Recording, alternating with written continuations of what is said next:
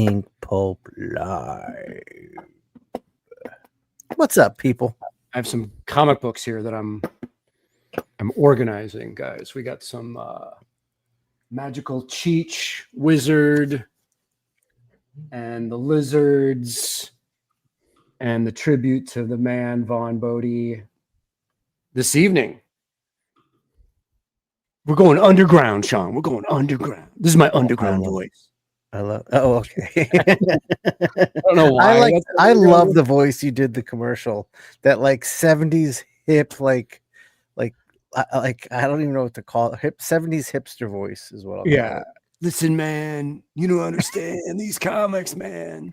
I like that Power Pack was the reference of like. Yeah, I know. I was thinking about that today. your Square comics are but it's not just Power Pack, it's Power Pack and Alf. Oh, and Alf, right? Alf.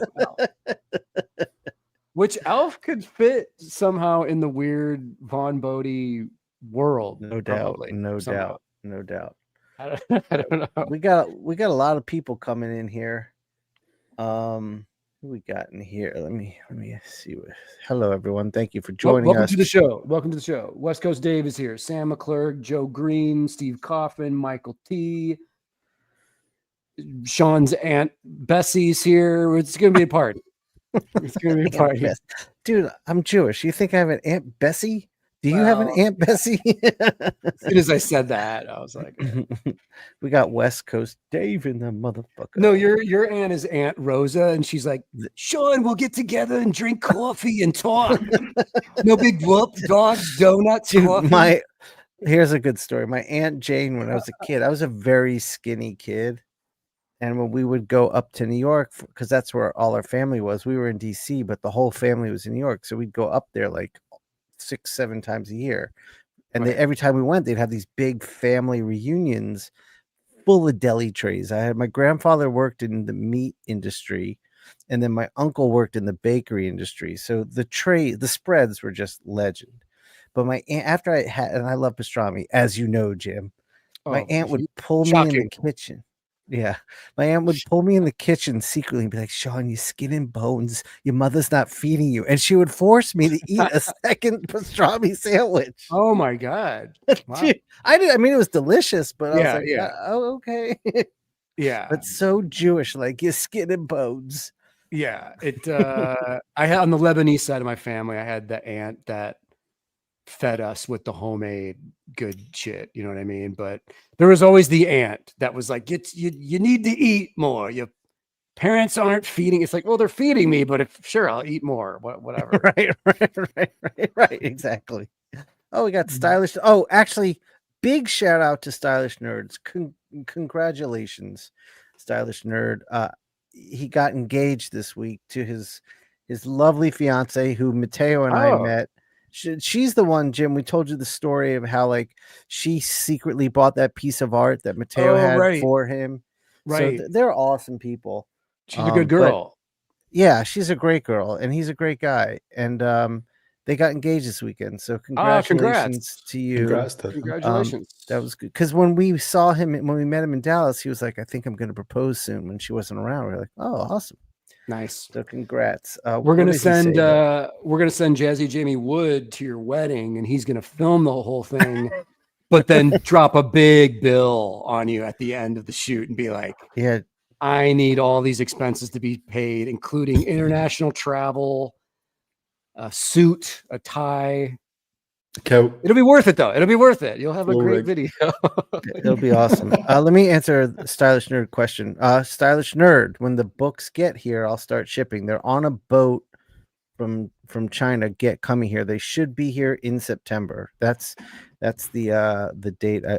As far as I know, once they get to the port in the US, I'll get a notification to schedule delivery. So you're talking about Cyan, right? You're talking about Cyan. Yeah. He was asking about Cyan. Do you want to use that as a segue right into your So you guys saw the reels that have been coming out. Did you see what I just did there? Did you see my YouTube skills? It's you know what that is, Jim? That's your pro pimpage. That's professional pimpage. Come on, guys. I mean, Jim is the king of hustle and pimpage. Like there's nobody. Nobody comes close to Jim. I try. I like the humility. So everyone, late pledges are still open, but I'm shutting it all down this Sunday. So there's just a few days left. I'm pretty sure everyone who's listening to this has already got their copy if they're going to get a copy. But if for some chance you are on the fence and aren't sure, now's the time, because I'm shutting it down on Sunday. I mean, it's still going strong. We went up like $1,000 last week. Like, it's still kicking. Congrats. Thank you, sir. So, but yeah, look, I have the printer copies and they look gorgeous. If you look at my social media, you've seen them. I've put them on the show here. Everything looks great. I'm super stoked. I showed Ali the book today. He was kind of like taken back. He's like, "Damn, this looks really nice." Well, yeah, what do you expect? Yeah, well, not that he expected it to look bad, but I think it was like such a good looking book. Like, it was like you think of people like self-publishing books, you don't think like, oh, this is going to look as good as any other book out there. Oh, But yeah, it does. Yeah. If you get a good designer on board, you get a good printer on board. But that's what another thing I was saying about Eric's book today was that I mean, just the fact that Arc Athena is a self-published comic, like, that's crazy. Like, that's what's possible. Dude, I had so much fun doing that Kaneda, that Tetsuo piece. That shit's crazy. Oh, Simon in the chat. Yeah, we're all gonna be at New York Comic Con. Yes. Dude. We'll yes. cruise Stop by Artist Alley. Yeah. Jim, have we asked to make sure that you're sitting at the edge of essential sequential so you and Mateo can be in a row again? I do every time when I apply for the table. I say for placement, this is who I want to be put by. Last year we got lucky. Mm-hmm. We'll see because we asked Mo put it in for us, but the guy who organizes this is kind of difficult. So let's hope for the best. Okay. Well, I might be trading tables with whoever's seated. Yeah, I mean, it just makes sense. Like, we should be all three of us right there. I'm gonna have to kick out like Adam Hughes and be like, Adam, shoot, take a hike, buddy. Amada, what's up? We are going to be podcasting with your lovely store soon. We were supposed to do it last week, but there were some technical issues on their end, and it was their anniversary. So we're like, look, go celebrate. They were going away, so we'll just reschedule. And Zoe LaDonna in the house. I've got something of Zoe's to show off tonight too. What up? Let's wait. What? Wait. Someone asked, is there still an East Coast, West Coast divide amongst artists? Is this Bad Boy Death Row in the 90s? What? This is not no. It's international now. Yeah, that was never a thing. What else do you got, dude? Yeah, Jamie, let's cycle through. So that's what's let's cycle through, man. Will we leave Defective because we've got some stuff to show, Jim? Will we leave that till later? Leave that till Shawn's done. Yeah, okay. If you don't mind. All right, guys, we promoted this last time. Jason Latour's new collected works is on Kickstarter. It's a bunch of short stories he's been doing on his own at home. I think these are some great fucking comics. Jim has seen them. I've seen them. Very good. Jason's a great talent. Like this Dr. Damned and Devilish Detail. Like this is some good looking comics, man. I'd love to see like this book do really well for Jay. He deserves it. And the Sasquatch story is awesome. Oh man, that story is it's such psychedelic coolness. Like that was such a cool read. Yeah. Really good shit from Latour. Yeah, so that's good. So guys, we recommend this. Get yourself a copy. Get it. This is super dope stuff. Speaking of super dope. Oh my God. Speaking of super dope. Our boy Mike Del Mundo. Hell yeah. Mike's got an art of book. It's a collection of his Marvel covers, not an art of book. And if you aren't familiar with Mike's work, which I doubt that's true of any of it, but I don't think there's a better mind creating covers. Like the concepts of Mike's covers, everyone is got depth and meaning, and it's beautifully presented. There's nobody like him. Yeah. He's when it like comes. genius level of artist and Yeah. narrative. Like Yes, like you said, the absolutely. concepts, the design. Yeah, it's He's like made I some always. images that are just like, wow, dude, where did that come from? Like, Yeah, I know. he I did that know. crazy cover of Mystique, and she's photocopying her face, Yes. and out of the Yes. copy machine is images of all the different X-Men. It's like, Yes. dude, how did no one else think of that up until Yeah, I know. You know, every Delundo? Like, time you see his he's a concepts, you're like, genius. why didn't I think of that? Yeah. It's like Yeah. every time I do a cover, I look at Mike's covers to try to give me some inspiration because I'll just never be that. Like he's just operating on a whole nother level. So, guys, this is a must-have. If you're in comics and you're going to be doing covers, I highly recommend this book as just a resource to give you ideas on what you should be like, how you should be thinking in terms of a cover. Yeah. Like it's kind of, you know, a lot of covers these days are just like these sexy pinup covers, but like Mike's, they're just on a level that's crazy. Yeah. Incredible work. I'm stoked for this one, man. Me too. I ordered this on day one, and you know, Yeah, me too. He's just a good person too. Mike's that's the other thing is big Mike deal. is like the nicest guy ever, and he's a b-boy. He was a competitive breakdancer up until I want to say like 8 years ago. Yeah, and there's videos of him breakdancing like in competitions on YouTube that are crazy. Yes, and so Mike's crazy. a great, and Mike's an amazing graffiti artist. I mean, he's just a great dude, and he's a brilliant artist. All right, that's enough. I'm getting nauseous. I've been praising him for too long. All right, next up, speaking of badasses, LaRosa has an art book coming out, and if you don't know Lewis's work, I talk about value a lot. Scroll down, Jamie. You guys will see Lewis is a master of value. And it's pretty wild what he's like this. All these great gray marker drawings are insane. And his dinosaur stuff is crazy. He's one of the Killer most stuff. amazing draftsmen out there.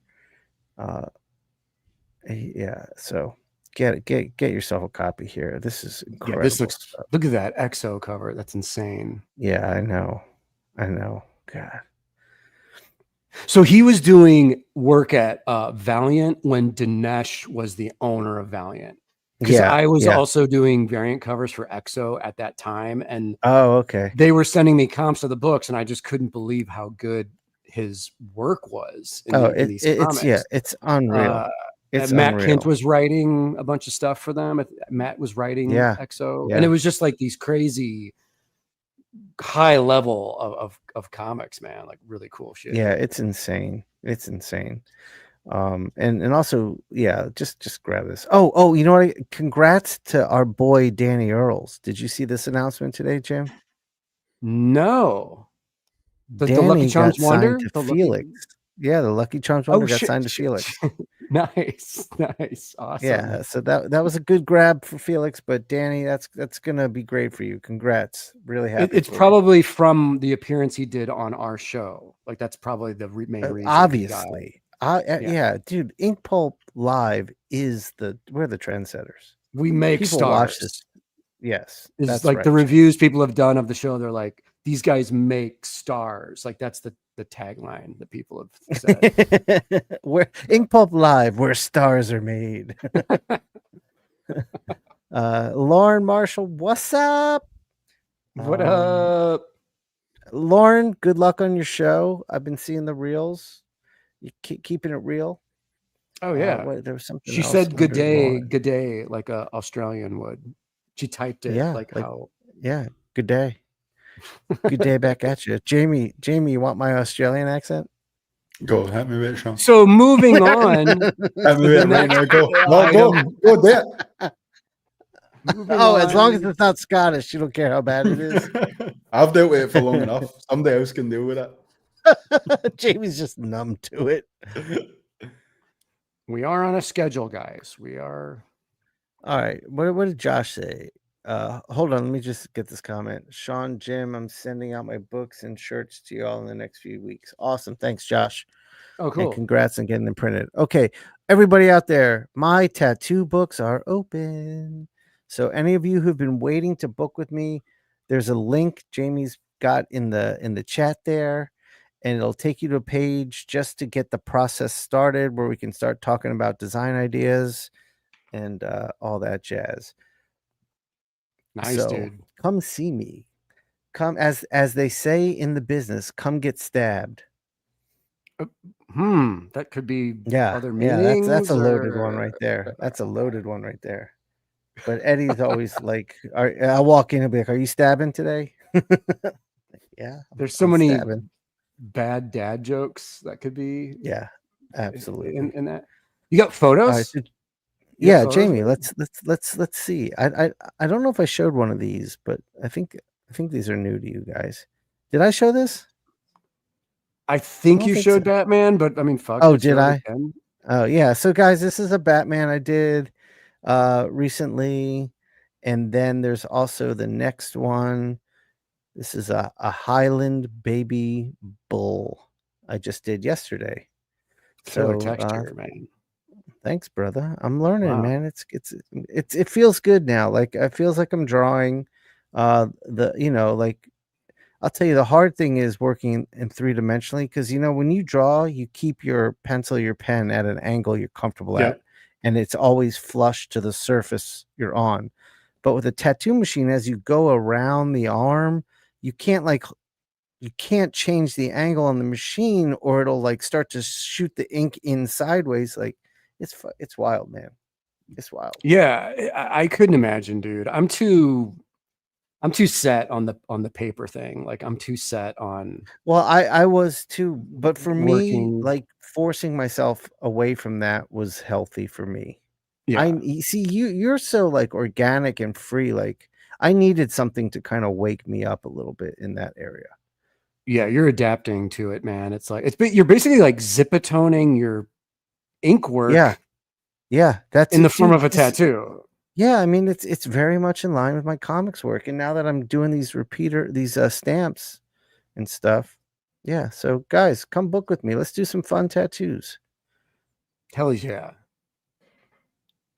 I want to get a well, I'm going to show it in a bit, but some of the Bodē art, dude, the Cheech Wizard stuff. I'm like, dude, I want a Cheech Wizard tattoo, man. Yeah, Like, I think if you could we both replicate could use one. that line work, that's a whole other conversation. But there's some stuff that I'm like, dude, his line and some of his cartooning is His cartooning is insane. Oh my god. Yeah, we'll talk about that. We got a lot to talk about with Vaughn Bodē.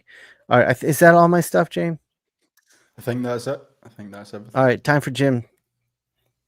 Guys, I'm working on a new Defective Comics project. You may have heard of it. This is the second installment.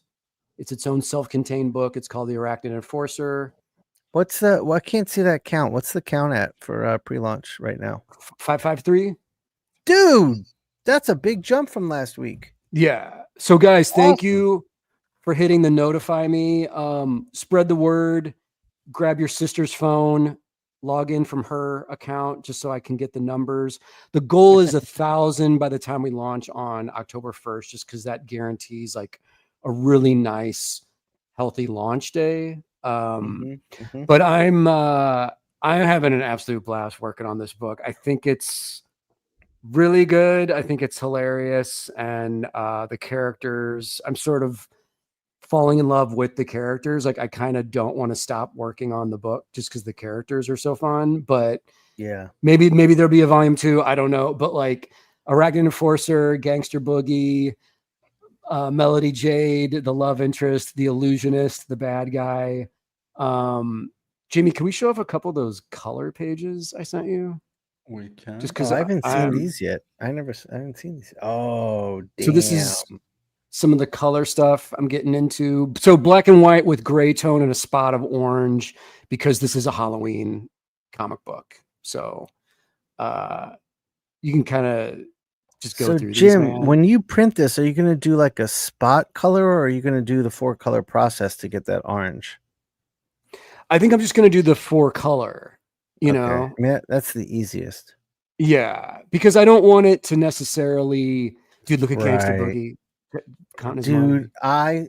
I think this So character, sick. this is the character. I'm calling it right now. This is the breakout character from the book. Gangsta Boogie is everything. People have been DMing me and being like, is he gonna have like his own story or what's going on with him? I'm like, yeah, maybe he'll get his own one Gangsta shot Boogie. or Like, whatever. you definitely have some Gangsta Boogie merch on the Kickstarter, because it's like a T-shirt maybe, or just some stickers or some prints. Like the Gangsta Boogie's the breakout. Maybe that's the patch. A little sock puppet. Oh yeah, he'd be a great patch. Yeah. That it's a lot to think of. Yeah, a lot to think about. We have some sex magic rituals in the book. Of course, it's my book. There has to be some sort of sexy stuff time with MJ and Arachnid Enforcer. And then Jamie, I sent you, I just finished this. This is a crazy double page spread that happens right after. Oh my God. So they have like this Melody Jade, MJ's a witch. So they have this sex magic ritual so that they can transport themselves over into the land of Samhain, the land of the undead, where they're going to chop off the head of the Great Pumpkin. So that's basically the plot of the book. I'm sort of spoiling some things. This is awesome. The book has the Great Pumpkin in it. It's got witchcraft, superheroics, crazy, wild shit. And I'm having a blast drawing this shit. So I'm assuming we can see it. We can see it, man. But Jim, those design skills, like this double page spread, the way the bats are pulling your eye down into that area and then flowing through, like, it's just, you're on another level, man. Thanks, dude.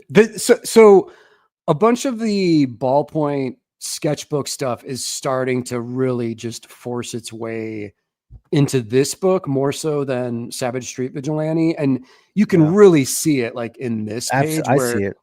Like I'm working on these pages, Shawn, and I'm starting to go from like using a Micron 05 to 03 to I just bought a 02, and I'm like, why am I suddenly doing all this like noodling detail? And it's fun, but it's also from like doing the ballpoint morning freestyle stuff. But when it's used right, I think it works. But I dig it, man. I definitely dig it. I know it. Yeah, it adds time to the process, but I think it's worth it. I mean, you can't argue with the result here. So I'm having a blast, guys. If you don't mind, like I said, pre-launch, sign up, tell a friend, October 1st launch date. I'm super pumped to be making these comics, man, and just writing and drawing my own shit. It's awesome. Let me answer a question real quick. Amato's asking if that 0.2 line is going to be okay in print. Could it get lost? No, it's okay. Nowadays, the print technology is crazy. That was a concern back in the 80s, 90s, but that concern is gone now. Yeah, and the reason I know that is I printed those. You know, I have my Ballpoint Slayer art books that are printed from the Ballpoint art books, and like, dude, no line gets lost in printing now. Yeah, and also the 0.2 isn't like that small. Like there's a 0.005 that's tiny, but even that is fine. Yeah. Jamie, speaking of Arachnid, can we show some fan art that's been coming in? Because it's starting to happen. This is crazy, man. Let me grab my list. This is Altra, ALTRA on the Inkpulp Discord. Sent this in. I love the gesture on this. Great attitude. Next one is our homie Chris Pierce, of course, Comic Tropes, Trash Movie Bonanza. Nice. Chris rocked this on his last, not this week, but last week's Monday Weekly Spinner Rack show. Nice. So I appreciate that. That's awesome. Thank you, Chris. Our boy Derek Loftman sent this to me. Good. This is crazy. Is so good. Yeah. This is so good. So I asked him to save me this original so that we can trade. Oh, good. And then Derek's going to be drawing with us really soon, right? Yeah, yeah. I don't remember exactly when, but it's in the next month, I think, or 2. Awesome. Derek is the current artist on I Hate Fairyland with our boy Scotty Young. And I mean, you guys all know his work. He's super huge. He's awesome. DK Shed on the Inkpulp Discord sent this one and the next one in, which I need a better photo of this one, DK, because that glare, you've got some graffiti style lettering, and I want to see that. Like, oh, I see it now. I see. Yeah. Hell yeah. It's really dope. It's cool. Yeah, that's super dope. Erwin Papa, who I believe is in the chat. Oh, dude. Yeah, I just bought Erwin put out a book of his paintings today. It's just a little like a zine, and it's not expensive at all. There he is. So guys, go to Erwin's Instagram and grab those books, man. Oh, I need to get one of those. Erwin, let people know in the chat where they can get that. I think you just gotta DM him, or actually, Erwin, if you can put your PayPal link in the chat, we'll get people to click on it. I bought it immediately. Like, his paintings are so good. Yeah, man, he's crushing it. That's awesome. He did some fan art for you already. Yeah, hell yeah. This piece is fantastic. This is J Meador 97 on the Inkpulp. Oh, Josh Meador? Yeah. Yeah. Oh, dude, this is great, man. Look at that gesture, dude. That's great. Yeah, it's so good. He's got a healthy bulge in his pants as well. Like he's got, as he should. Like, yeah, I mean, we're gonna be exploring some bulges tonight, I believe. Yeah, that's the theme of the show. Killer piece. Thank you, Josh and Lawrence. Oh, hell yeah. Buscale, is that the last name? Sure. Love that. It looks like crazy razor wire webbing or something. Yeah. Yeah, it does. Yeah, it looks like barbed wire webbing. What a cool idea. It's a fierce concept. It's fierce. It's awesome. Love that. Thank you. And then I think I showed this before. Steve Coffin, who's always joining us, he sent this in a while ago, but I wanted to show it again. I love the satanic pentagram on the building, and it's great, man. Yeah, that's awesome. So you guys, please, if you do fan art, please tag me on it, and we'll show it off here. I had a couple final images to show, and then we need to start drawing. Yeah, I got 2 things to show after you, and yeah, we got to get jamming. It's already 30 minutes in. All right, guys, dude, this is sick. Today in comic shops, Big Rig issue 2, Post Malone's comic series. Mike Spicer absolutely crushing it and taking my art to a different level with the coloring. What can you say? The cover's cool, but the Spicer coloring is sort of like takes this to a different place for me. So thank you, Mike Spicer. And thank you, Vault Comics, for letting us do whatever the fuck we wanted, because I didn't do sketches for any of these covers. And I just turned them all in, and Vault was like, oh, shit. Okay, cool. Well, thanks. And that was badass, Jim. That's badass.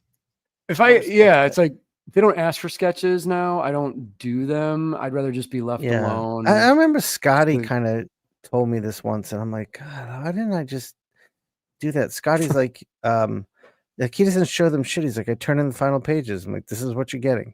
I'm like, what? Yeah. Like, you don't turn in thumbnails? He's like, no. That just gives them a chance to get in the way of what I'm doing. I'm like, oh, you're a badass. What was the next? Oh, so I was complaining like a little bitch last time about I did this image and Spicer colored it for Wu-Tang, and Wu-Tang wound up passing on it. And then the art directors at Live Nation were like, are you cool with us recycling this and magically converting it into a poster for The Offspring?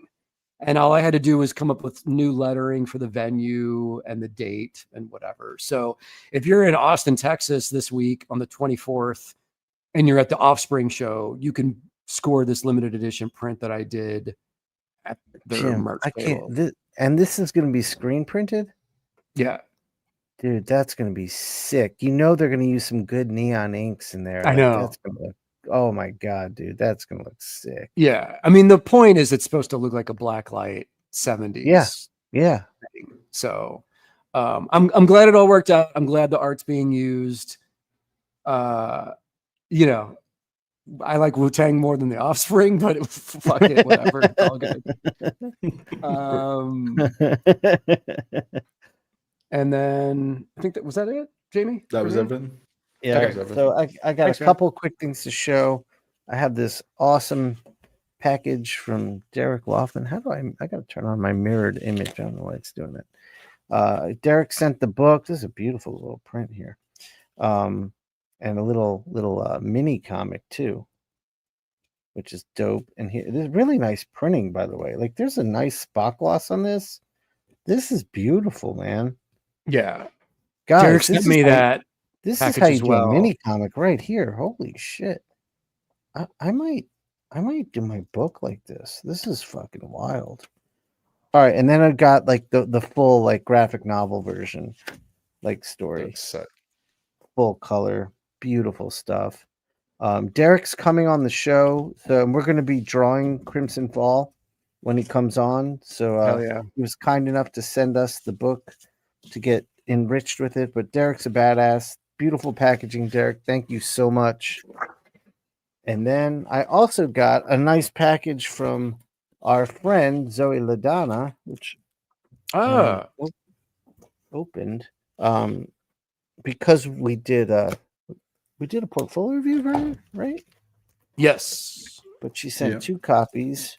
Yes, I remember. Oh, yeah. Exactly. Okay. So yeah, she sent those to me when we started the show. Right. And now that we've done the portfolio review, there's the second issue. Hell yeah. So her stuff's great. Zoe's stuff is great. We had a really good portfolio review with her. If you remember, like Jim, we went through all these pages. Yep. Well, they're done. They're totally done now.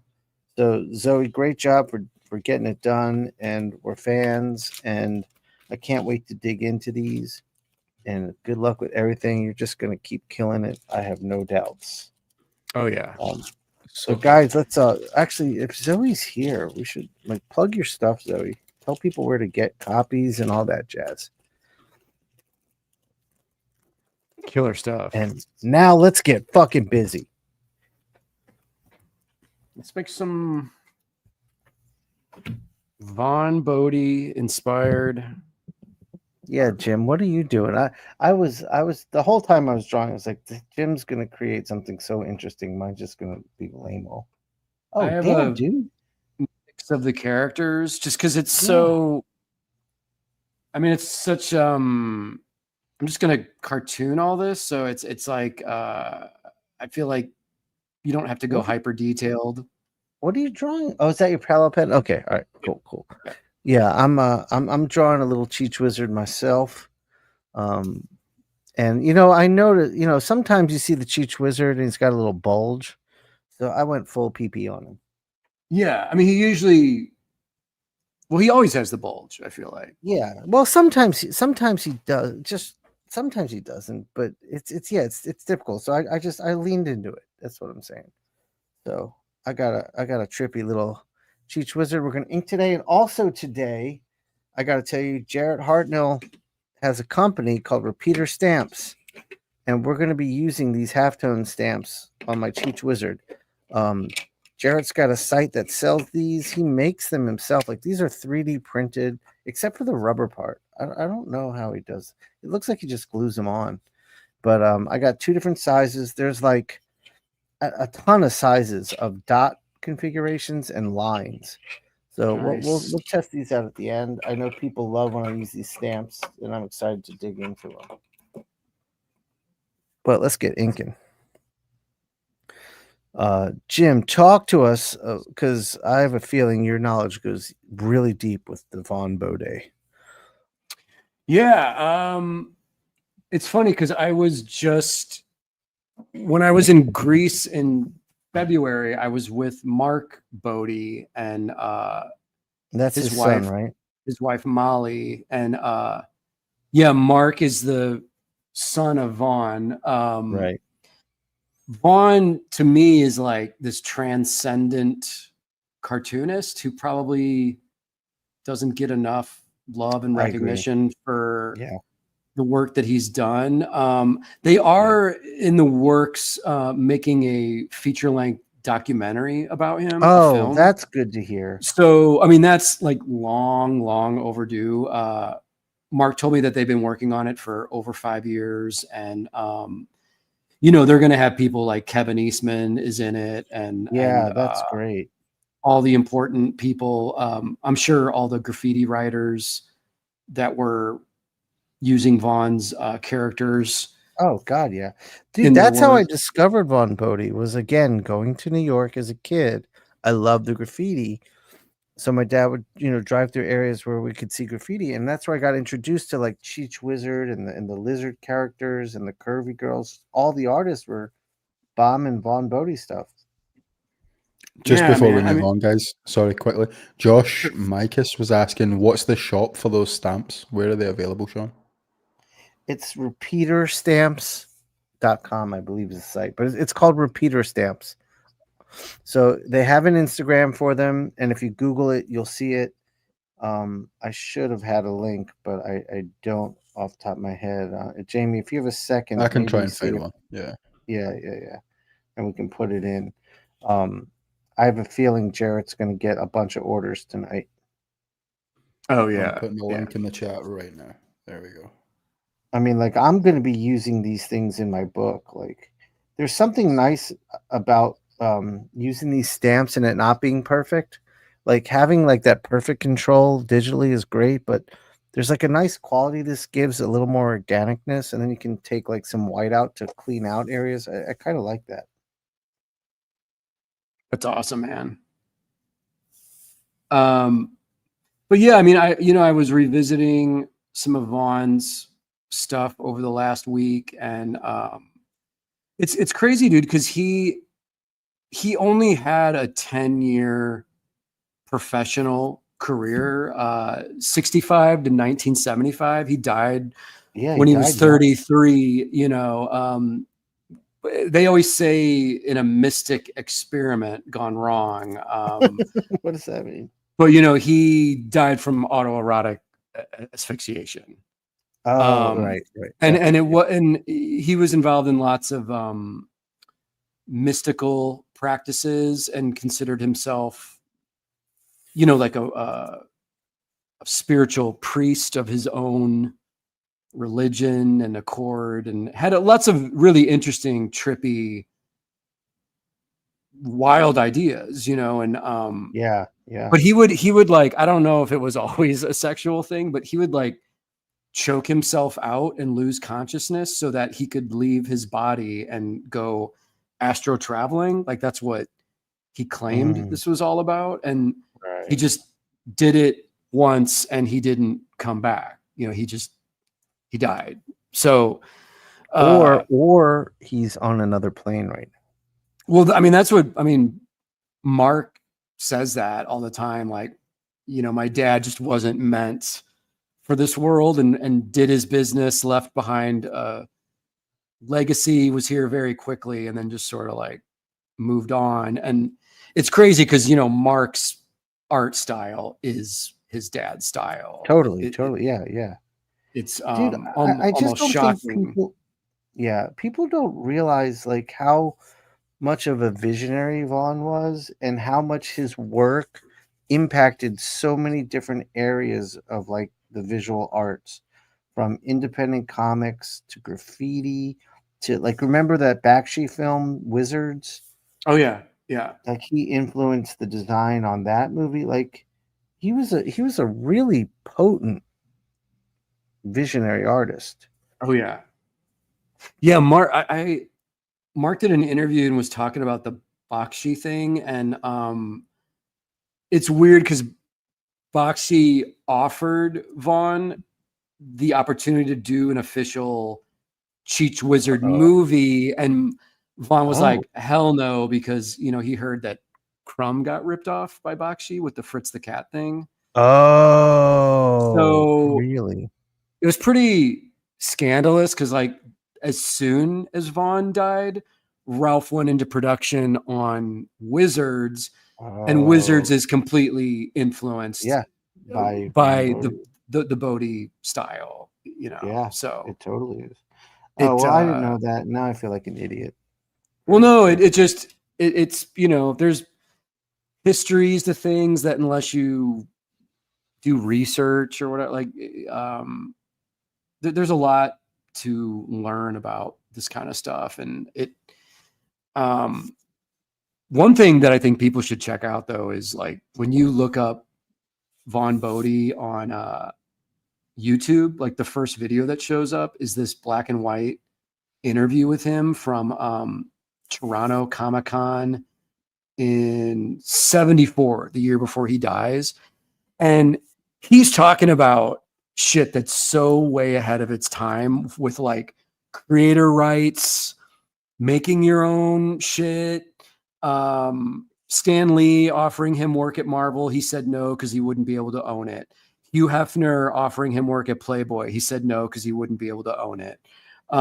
He only worked for publishers like National Lampoon magazine and men's magazines like Cavalier and like Swank, like basically like skin rags. But that's because, dude, at the time in the 70s, those magazines sold like 1 million copies a month. Oh, and they paid, like, Playboy artists got and they paid. and even, I mean, yeah, they paid like 70s rates, even maybe like 500 to 1,000 per page for a strip. So if you're a young artist at the time, which Vaughn was, I mean, Mark said that his dad made like a pretty comfortable living. That's because awesome. he always stayed busy and he never gave up rights to anything. So, awesome. But he was just a smart dude. It's funny because he was like talking shit about Stan Lee. He was like, we went to a conference and Stan Lee was like singing the praises of the Comics Code, this like censorship board set up in comics. And he was like, I was just trying like not to, vomit in my hat or whatever, because that's so anti what Vaughn and the rest of the underground cartoonists were about at that time. Yeah, and also that thing destroyed comics for a while. Yeah, I mean, it was a self-imposed censorship board. It's just sort of a weird idea to be like praising something like that. I don't know. Totally. But I mean, when you hear Vaughn talk, you can tell he's a smart, funny, clever guy that really figured out his niche in all of this. Like he really carved a super unique path. And it's no wonder that, like graffiti artists and animators and people saw his style and his work and were like, well, wait, you can translate that to other things. Right. Yeah, I mean, like the Cheech Wizard and his work really had it embodied this like independent, like do your own thing, like be a visionary artist, like spirit in it. Oh yeah. Yeah. And even his writing in the cartoons was very like, anti-conformist, authority. And also, dude, culturally, Vaughn Bodē was showing up to Comic-Cons in the late 60s and early 70s dressed androgynous, and he was saying to people that he wasn't a man or a woman. He was like doing non-binary before, like 50 years before anyone was doing it. Right. It was like him and David Bowie, androgyny, whatever you call it. But he was like, yeah, I'm a mystical character that's beyond sexual orientation. And dude, at the conventions, it's guys that had like, slick back pomade in their hair and mutton chops that are probably like, who the fuck is this guy? Dude, like, I would have loved to see great. like It was Kirby, like been a fly on the wall if Kirby and Bodē had a conversation. That would have been crazy. Oh wow. Yeah. I hope that those guys met. I hope that I'm sure they did. Talk about cosmic communication, that's wild to think about. But yeah, he's someone that always he's not in my immediate stable of like influences, but at the same time, when you look at his work and just how solid of a cartoonist he was, you can't deny. Yeah, I feel like he's in the DNA of our thinking when it comes to art. Yeah. Just, I mean, discovering Vaughn Bodē, it changes you. Like, you start looking at like all this cool imagery. Oh yeah. But I mean, just to create a style that sort of single-handedly influences another art form with graffiti. Right. From the lettering to the characters to the thick black outline. Yep. It's crazy too, man, because Mark said his dad never got to see the characters painted on the trains or really out in the world. His dad. Yeah, I guess so. Yeah. He died in 1975, and so the graffiti writers using the characters didn't start till like the late 1970s. So it's just weird to think that like he didn't get to see the massive influence of all that. Yeah, that's crazy, man. But Mark has done a fantastic job of like keeping that legacy alive. And I mean, his style is his dad. It's right. Really wild. Did you talk to Mark when we were at OAX in Italy? No. Wait, OAX or Como? Oh, Como. I'm sorry. Como. No, dude, I've never met him. Oh shit. Yeah, you guys need to. Yeah. You would have so much to talk about. He's I'm sure we would. Really good dude. I mean, you've done a bunch of shows with him. You were at Hawaii with him, right? Yeah. And then Greece, you said? Greece this year, Hawaii last year at the MauiCon. And then I would run into him occasionally when I lived in LA because he was always at the art shows or painting murals in town, or he was just around. And he also worked in that lowbrow art world, the juxtapose like art world. He crossed over. So I would just see him at events, and there were times where him and I were both like, we knew we were the only two comic book guys at some of these events. Like, hey man, everybody here is great artists, but you know that we work the hardest because we do comics. Yep. Yep. That's true. That's true. But I love that Mark was also part of basically the original Mirage Studios lineup with the Ninja Turtles guys, where he was. So he knows Eric, I assume, right? Eric Talbot? Yeah. Yes. Yeah. Okay. I'm going to see Eric next week. Oh shit! Awesome. And he's going to be guesting at my shop too. Oh, that's great. Yeah, they're old friends.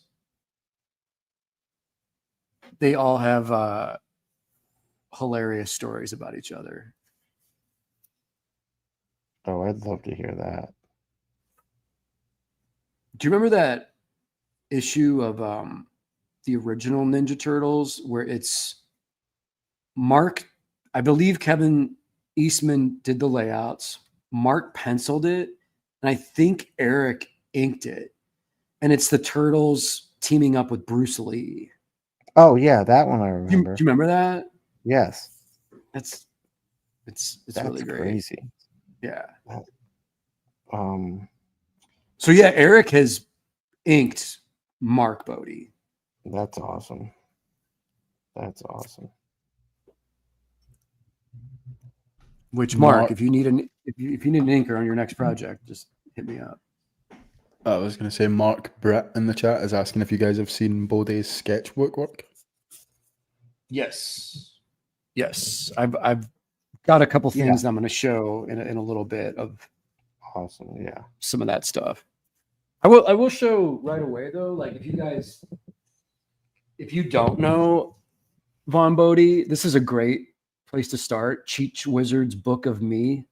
And this is Mark and Vaughn's story, just kind of like the origin of how it all came to be. Oh, that's awesome. But dude, look at that cartooning. Look at those lines. I know. This is graffiti. This is like the blueprint. Dude, yeah, I mean, he influenced the original look of graffiti art. Like, I loved his women too. I think like after seeing a Frazetta woman, then seeing a Vaughn Bodē woman, I was done. Yeah, I think there's some of that early, my mind. Some of the early kind of like sketchbooky type stuff. Yeah, stuff's dope. Great character designs. That's an early Cheech Wizard. Mark talks about, so I guess Vaughn came from like a very, very broken, abusive home. So at an early age, he just started creating all these characters when he was very young and creating just a different world for him to go into with his characters. Oh, okay. That's kind of his escape. And that's how, if you go into the lore of like Cheech Wizard and the lizards and stuff, it's a pretty involved world that Mark was like, yeah, my dad, told me when I was a kid, like Cheech Wizard is real. Like Cheech Wizard was like his Santa Claus, where Vaughn would be like, yeah, I was hanging out with Cheech today, and here's a comic strip about what we were up to, but what that did was Vaughn implanted the entire DNA and blueprint of his world and his characters into his son's head, so that when he passed, his son could just easily pick up the pieces and continue on with yeah, it's amazing. That's amazing. With this incredible world that Vaughn set up. Dude, this drawing's from 1969. Like, look, dude, he was so far ahead of his time. It's just so funky. Alone, it's so funky. I know. The cartooning alone is it's so influential and ahead of its time. There's no other way to say it. Look at that early Cheech. Oh yeah, that's the first drawing of Cheech Wizard right there, they think.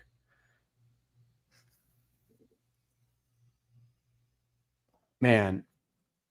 So Jim, you were probably like me, like one of the few people that when the Beastie Boys said that line, when Ad Rock said like Vaughn Bodē on the Cheech Wizard, I was nerding out the first time I heard it, because like, oh shit, they're paying props to Bodē. Yeah. Whereas I think the rest of the world was like, who? And I remember we all knew. Yeah, I remember explaining it to Steph, and like, because no one knew, and I pulled out my book. Like, yeah, it was such a cool reference. Yeah, because by that time, man, I had already in the early 90s started hanging out with graffiti writers in Kansas City when I was in art school, and everyone worshiped Vaughn Bodē. Everyone had the these comics, the the Cheeches and the Junk Waffle. And dude, when Vaughn gets to this level of cartooning where the drawings are like this tight it's just beautiful. It's just It is. And dude, also the artist who did the Infectious Groove stuff, like that's Starcipius, that character. Yeah, That's yeah. Vaughn Bodē's lizard. Yeah. Yeah, that's so funny. Did you see that's weird that you brought them up because I posted their song on my I did not see that. I would have texted you immediately. I have such love for the Infectious Grooves. Yeah, they're great. When I posted my big rig cover today on Instagram, that's what I'm trying to say. The soundtrack, the song I posted with it was "These Freaks Are Here to Party" by Infectious Grooves. Dude, hell yeah.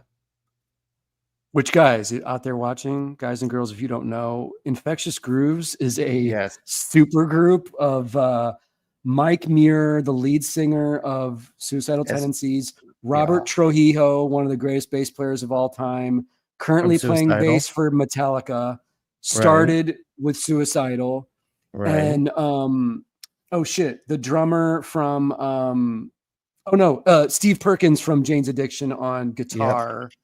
And the drummer is from a band as well, but I forget who. But it's a heavy metal funk album. Oh, dude, more funk than metal. It's my shit. It's so good. Oh, dude, I don't think you and I have ever really done a deep dive with that. I still to this day, like at least once a week, am humming to myself, "Blackberry, boysenberry." Like I'm still singing that shit. I love that album, and they really celebrated what Funkadelic was doing by like leaning into the super psychedelic side of funk. Yeah, it's funny because I didn't connect the dots of like their mascot Starcipius is definitely inspired by the Bodē style. Totally, that's interesting. And then when we were in high school and we were obsessed with the first Infectious Grooves record, there was always that guy who did the whole whipped cream thing from the skit. Yeah.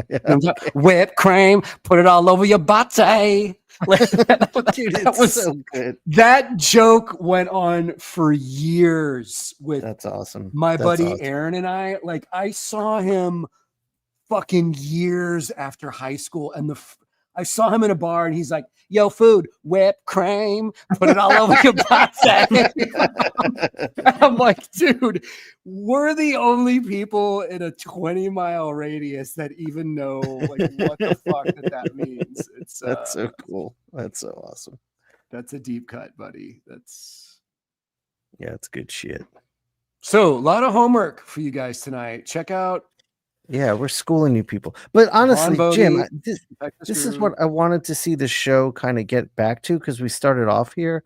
I want to get back to like exposing greatness from the past to a new generation. Like I think we can do a really good job of that. Like tonight, we're schooling you on Vaughn Bodē and the Infectious Grooves.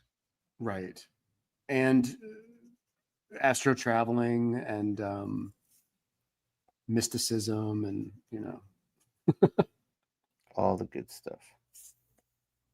It's the one thing I like about Vaughn's story too, man, is he was from Syracuse, New York, and so he was like representing the East Coast when the underground comic scene started, and he started communicating with Crumb and all the Zap guys and the guys on the West Coast. And he did eventually move to the West Coast and move to the Bay Area. But there was a while there where he was kind of like the New York affiliate of underground comics, Nice. And I think his characters have the East Coast attitude. Definitely. To them, because like the West Coast was flower children kind of characters and stuff. And Cheech Wizard is sort of a mean little bastard. Like, he kicks people in the balls and he talks shit and he's always chasing after broads and broads, the Bodē broads, and even though Vaughn was this kind of mystical type character, this was all made by an East Coast guy, Yeah. I like that. Me too. Very much.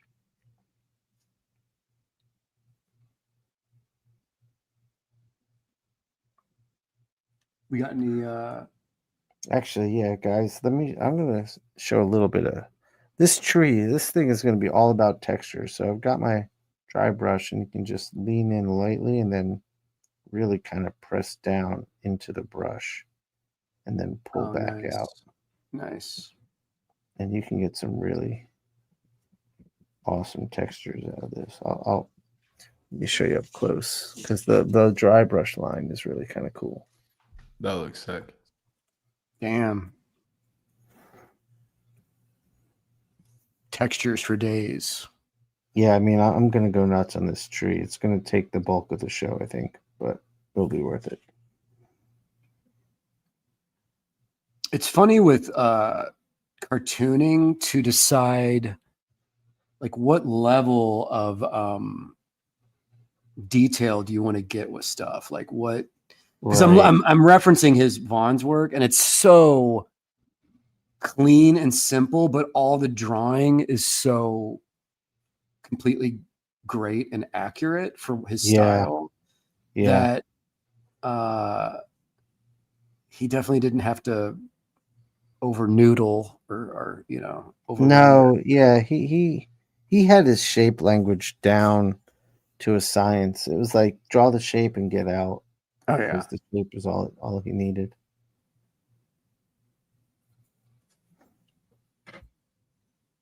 I forgot to grab it, but I have an original Mark drawing in one of my old sketchbooks from the first time we met. Yeah, I think I saw that at your house. I was like, whoa, what is this? Yeah. He drew a lizard for me, and I was like, oh my God, dude. And it's not like a half-ass thing, it's a full-blown drawing. And it is weird when you're in the industry and you meet certain people, because even in Greece, I was sharing a cab with him and his wife Molly, and as he's talking, in my mind I'm like, oh, this is Vaughn Bode's son. I'm hanging out with Vaughn Bode's son. Like we know each other, like we're buddies. That's an odd, really cool thing. I just would never. Yeah, dude, those moments, because that happens a lot with us because of our careers and how social we are. We become friendly with people that you're just like, wait, that's so and so. Like I was sharing a steak with Art Adams last weekend, right? And my daughter's having a full conversation with him. Yeah, and I'm like, wait, this is Art Adams. Like I was 15, like holding up X babies every day after school, studying every little tick mark he made. Dude, I know it. Certain people will never be like normal to like Art's one of the guys that whenever I chat with him, I can't separate the 13-year-old me and the old man me now. Right. You know, because I'm like, dude, I studied his art just nonstop when I was a kid. I would read the comics and then I would meticulously go through each panel. And just break down every line he was making, every decision he was making, and just trying to figure out the science of like, how is this dude pulling off work that's just this level, you know? And what's crazy is he's continually gotten better. Yeah, he hasn't lost. No. Well, it's the same thing with Klaus. Like Klaus is a friend of ours. Like I saw Klaus in New York last week too, and he's, making sure we're all going to come for lunch on Monday to the Greek place like we always do. Our new tradition. That's so I love that Greek place. Yeah, we went there. I took Zoe and I went there with Klaus when we were in New York. Places. Yeah, dude, I had a fantastic chat with him last time we were in New York for Comic-Con, because we got to that Greek spot and remember we took edibles and my edibles were just really starting to kick in over that meal. And then after the meal, Klaus and I had a one-on-one chat, and it was about like real shit, like family, life stuff, parents getting old. It was a real conversation. We weren't just, I wasn't like, what tool do you use to ink the Punisher No, issue yeah, 4? that's what I mean. I've had those chats with him, but this was like, oh, I'm actually communicating with this dude as a real human being. Right. This And is that's fantastic. Klaus Janson. Yeah, I mean, like Klaus's work is a big reason I'm here making comics. It was the Dark Knight Returns that made me like, okay, this is my calling. Right. 86, baby. Right next to my table, framed to my side, is a print of Dark Knight with Carrie Kelly from Dark Knight Returns, signed by Frank and Klaus. It's my prize. I love that. It's right every day. I could be like, that's what made me want to be here. Shit's wild, man. That's like the top of the heap of things to look at, you know. Yeah. For sure. Things to be inspired by. All right, now I'm going into the tree. Let me show you guys the tree real quick. So I got the brushwork done. Now we're going to get funky as hell with the nib. This is going to be a lot of scratchy going on.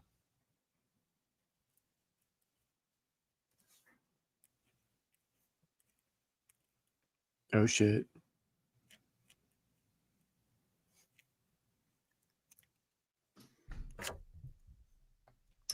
Right here. That looks sick.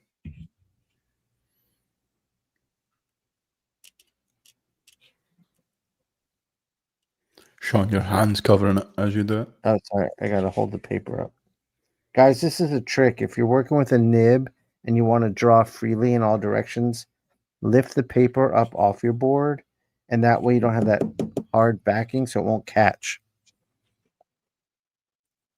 And you can draw pretty freely. I mean, you can't press down hard, but you can draw pretty freely like that.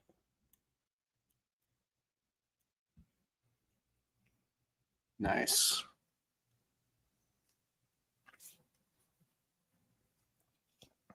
I'll tell you, Jim, this show has been so good for my art because it's allowed me to explore a much looser, sketchier, like freestyle way of inking, but still maintaining my control at times. Oh, it's like really let me like kind of finish my look. Like this is how I'm going to be working from now on. You've discovered things. Yeah. Thanks to the show. From just fucking around on Wednesday night. Yeah. I mean, honestly, it's exactly right. And that's awesome.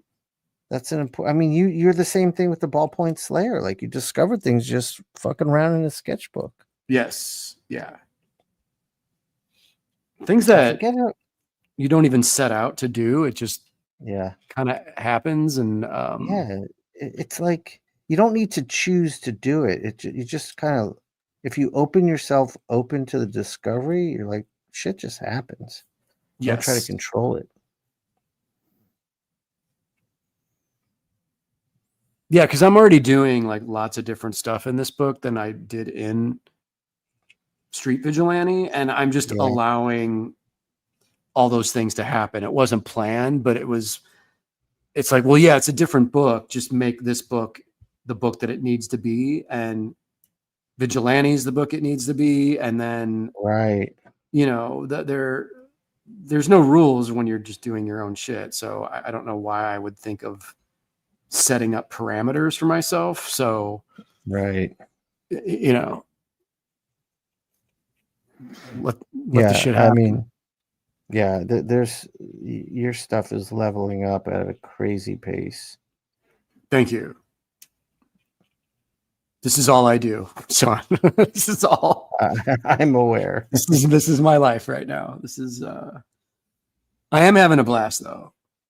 I am having a good time, and it's summer and it's hot as fuck, and there's really nothing else to do but kick it inside and just draw all day. That's my thing. Like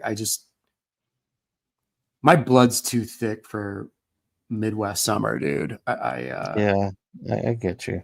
Yeah, it's been a rough summer here too. The humidity lately has been just unbearable. Yeah,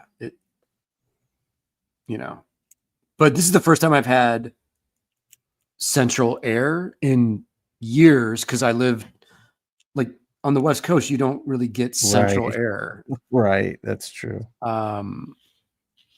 which it was getting to the point where summertime, man, I'm like, you need central air in California and wherever else you're at on the coast, Yeah, dude. In Georgia, they don't fuck around. You walk Oh yeah. You're outside. It's like 100 and humidity from hell, and then you walk inside. It's like walking into a refrigerator. Yes. They don't fuck around with their air AC down here. I mean, places go fucking frigid. So you did I mean, we already caught up about it, but you did the New York East Coast trip. Yeah, so I Everything went did. well. Yeah, everything went well. I did. I usually do this thing this time of year where I go to Terrificon, which is a real comic book show. I like Terrificon. It's I mean they do have some celebrities in there just so they can survive, but like the green room isn't separated between celebrities and artists. Like we're all in there together. Like I was in the green room with Ralphie from The Sopranos like all weekend. Oh hell yeah! The last time I did it, and so like Steph was geeking out. She's like, "That's Ralphie." But Nice. but they treat you well, and the fans there are comic book fans, and they like comic book art. They like comic books, so I always like to go to that show. But what we normally do is we take the opportunity to make a little trip to New York for a few days, and then we go out to my art dealer Jason's house for a day or two, and then we drive to Connecticut with Jason. And Right. I mean, Jason's not just my art dealer; he's a good friend, and Mo, his girlfriend, is a good family friend too. So it's just a nice trip. And then Terrificon's all inside the Mohegan Sun Casino, so it's a really easy show to do, and you're all kind of under the same roof, even though it's a giant casino with lots of restaurants and shit. You don't have to like really go anywhere. There's no cars involved, Mm-hmm. and so dinners are easy to get to, and it's nice and easy. And then we go back to Jersey and fly home. But this year, Terrificon blew their budget before they could secure the essential sequential stuff. So Jason was like, Fan Expo Boston is willing to cover travel. So I was like, all right, we'll do that one. Right. So we did that one, but I don't know. I don't think I'll be doing Fan Expo shows again. Yeah, that's a different vibe. Yeah, it's not a hateful thing. It's not a complaint. It's just a different audience. Mm-hmm. The type of audience they attract and the type of show they put on is not what I do, and it's not for people who are fans of what I do. Right. All right, there's the tree. Oh hell yeah! Pretty cool, huh? Alex, That came out kind of fun. so good. That's awesome. And that's something that's new to me. I didn't plan that. Like I would have penciled out every one of those squiggles back in the day. And now I'm like, no, just have fun like sketching it in with the ink. So that's what this show has helped me learn. And also Jim, just hanging out with you has helped me learn that too. I've just forced you into be spontaneous, man. Go crazy. You like my cheech peepee? Go crazy with your art, bro. My cheech peepee. You don't know what's gonna happen, man. You never know. There it is. That's the voice. Oh, God. The voice that gets you canceled. Why would that get you canceled? I don't know. Is that like a stereotypical voice? It's could be my. Oh, it's the voice that I sort of did for the. The Cholo Jim. Yeah, the Cholo. Right, the Cholo Jim. Which most people are probably like, that doesn't sound Cholo at all. Right. Yeah, like Jesse would be like, no, bro, that's white as hell. Yeah, that's not very good. If you're gonna do it, I mean, come on, really go for it. Yeah, dude, I'm stoked you're gonna see our friend Jesse next week. That's awesome. I'm a bit jealous. I haven't seen Jesse in a while. Yes, so I'm doing Tucson Comic-Con, and I'll be there with Jesse Hernandez and is Kevin Eastman. He was supposed to be with us as well. Oh damn, that's crazy, dude. Holy shit. Hopefully he's there. Yeah, get him on the show. If Yeah, we still need to confirm like him hanging out with us. That would be awesome. That'd be sick. I just realized that's not this weekend, obviously, but that's next weekend. Yeah, it's next weekend. I'm Jesus, going down dude. to Dragon Con a week from tomorrow. Oh my God. I'm not prepared for August to come to an end yet. Like I still have too much shit to do. Yeah, you and me both, man. Well, you have a lot to do. Yeah. We got some good peoples coming through. I'm gonna be hanging with Vanessa Del Rey a lot at Dragon Con. I haven't seen Vanessa in a minute. Oh yeah, she's awesome. Yeah, actually, we should get her on the show. She'd be a lot of fun. Does she live in the States right now? Yeah, she's in like the Midwest right now. Oh. Yeah, she's always lived in the States. She lived in Miami for a while. Okay, yeah. Awesome mixed media artist. Yeah, Vanessa's great. Talk about a free creative spirit. She's definitely one. Yeah. Well, if she came on the show, we should do like a painting. We should do something. Show.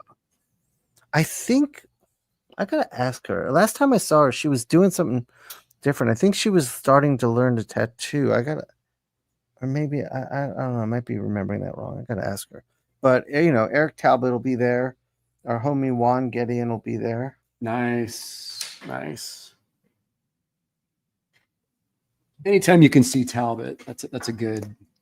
Yeah, that's a good. And time. I get to tattoo with him after the con, which is great because I have a lot of questions I want to ask him. Oh yeah, dude! Seeing his tattoo work that he posts on Instagram, I know, he's crushing it, man. He's in his comfort zone with what he does. Yeah, he's crushing it. People want Vanessa to come on the show. We got some. Oh, comments. Really? All right, I'll ask her.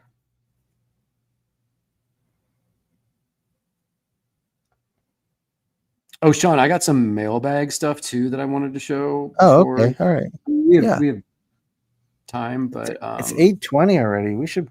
You have a few things you want to show. You should probably show something. Yeah, let me. Okay.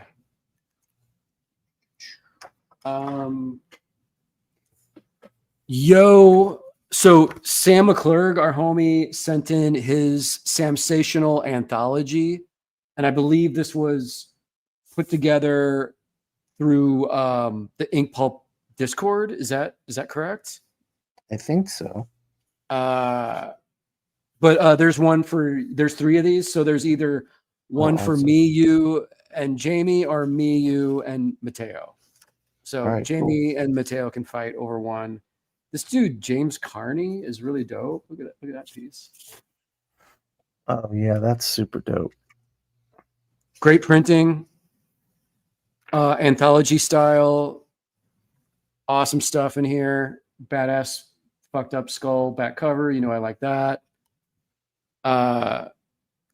Put together by Sam. Great job on this, dude. Nice. Thank you for sending that in. Nice. Brett Kelly sent in 2 beautiful original pieces. Arachnid Enforcer fan art. Oh, dude, that's sick.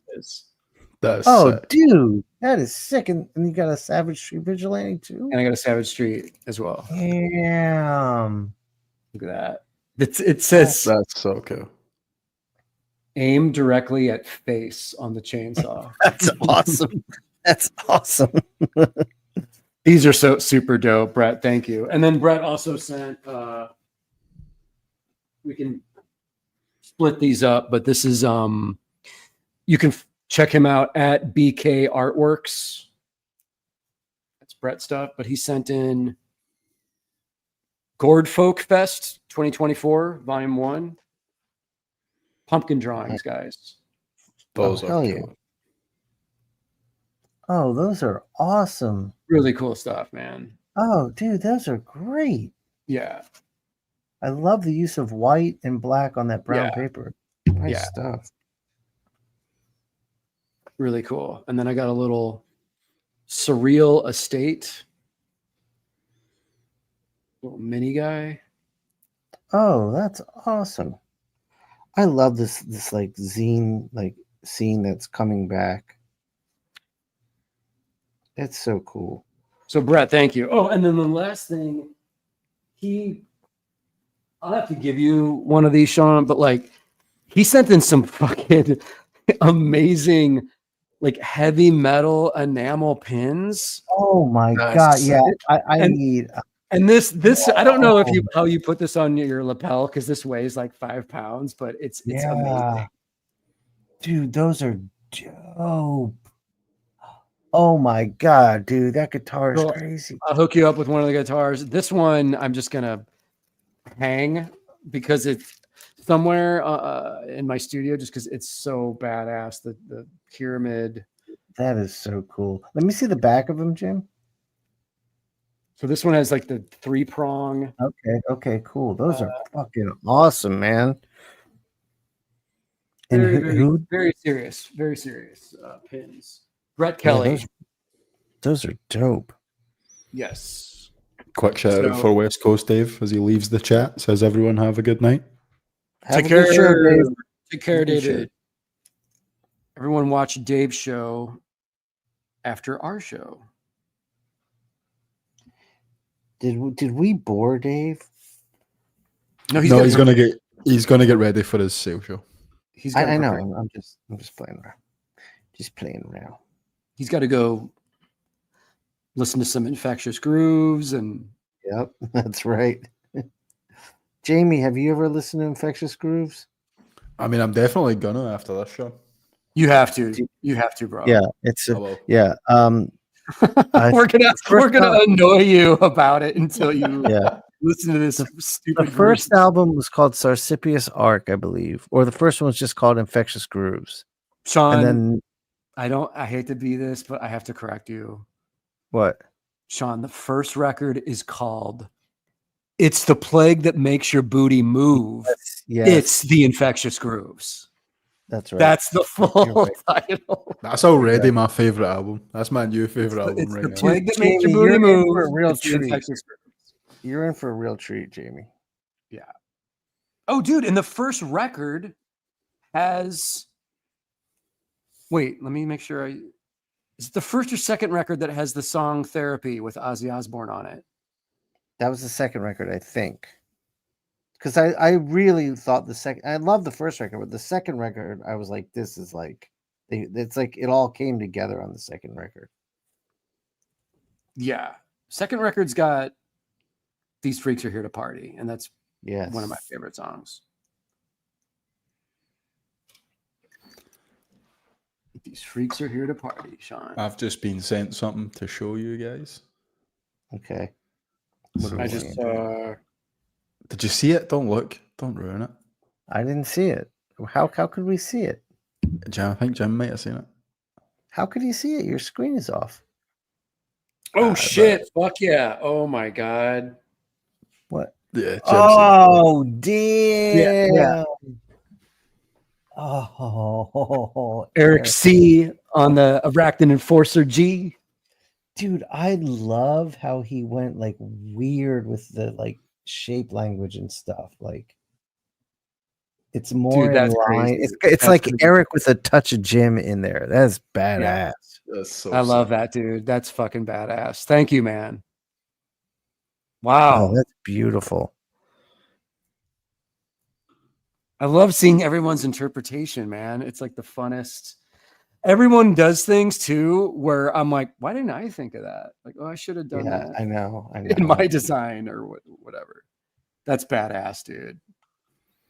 Shout out Eric for that one. Shawn, can we do a show where we like last year with Street Vigilante, where we all. Oh, Jim, we already scheduled that. Yeah, we have that scheduled, right? we have 2 shows, and October is only Arachnid Enforcer shows. Yes. Okay. The first okay. one is Arachnid Enforcer. The second one is Spider-Man. Right. Okay. Perfect. I knew that. I just am getting like not overwhelmed, but I'm already like, oh fuck, dude. Yeah, you got a lot in your head. Don't worry about it. I got you covered. Kickstarter thing. But it's coming together. It's all gonna be. Yeah, it's gonna be great. It's just a lot. That's all. That's the thing, is it's just a lot. Like, it's Speaking of which, what's you guys, I'm working on this. dude. Oh shit.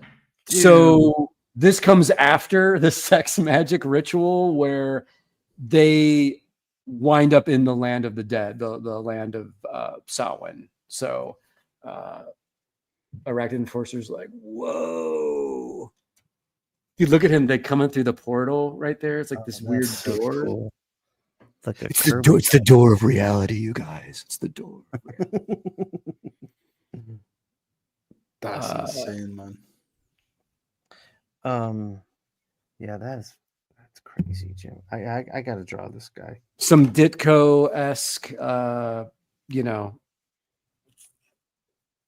If you're gonna steal, I'm not stealing, but if you're gonna borrow heavily, you can always borrow from Ditko, and oh god, yeah. You know, can't go wrong. Was I talking about Arcathena on the podcast, or was that before we hit go? No, that was before we went live. All right, guys, I gotta tell you, we did a podcast today about Eric's Arcathena book, and I gotta tell you, that is one of the most fun 90s feeling X-Men comics I've read. The X-Men hasn't been this good since the 90s. So that's if awesome. that's your kind of book, you guys should really get copies. It's a fully independent book, and it's beautiful, but it's a really good and fun and interesting read. And visually, I think Eric's from another planet. Like, and can people still score that off of iconiccomics.com? In fact, they're having a chat right now. Yeah, do that. They're having I think it's like a bundle deal where you can get all the books for like an affordable price, because they're all hardcover. Oh, nice. Yeah, it's a beautiful thing. 6 volumes of hardcover. Yeah, so Eric just put out volumes 5 and 6 like not that long ago. So now's a great time to get in. You can get the whole first story. That's awesome, man. I had that artist edition from when he launched. Yeah, me too. Was it the first Kickstarter? Yeah, it was the first one. Yeah. Fucking badass, dude. Just black and white. Yeah, so the real. It was real money too. Yeah. That shit's killer, man. Shout out Kashra Gambari in the chat. Kasra, what's up? Kasra agrees. Eric is 100% an alien. Oh, we're gonna have fun at OAX with everyone there and Eric there. It's gonna be sick. I feel like, is Kasra Infectious Grooves fan? I feel like he would know. Oh yeah, I wonder about that. Oh, you know what I watched last night that was great? What? The CAF did a live stream with Phil Hester last night. Oh, did they? That is awesome. I just so happened to like stumble into it right as Phil was starting to talk, and it was Phil. Is a old friend of ours, incredible artist, one of the best storytellers in comics. I've known him since I was 15 years old. Yeah, I think like his original art collection is fucking insane, man. Like some of the pieces he showed off last night were really unbelievable. Some of the stuff he has. Yeah, he's got an insane art collection. Dude, Phil Kirby also was kind of, oh Jesus, Kirby, Toth, Mignola, and he was smart enough to buy all this stuff 20, 25, 30 years ago when Right. you could buy all this work, Right. you know? Right. Castro says Jim and I are going to have fun at ADP Con. Oh, hell yeah, dude. Oh, that's awesome. That's also coming up sooner than that's soon. That's mid-September. Anybody else from the chat going to Eddie P?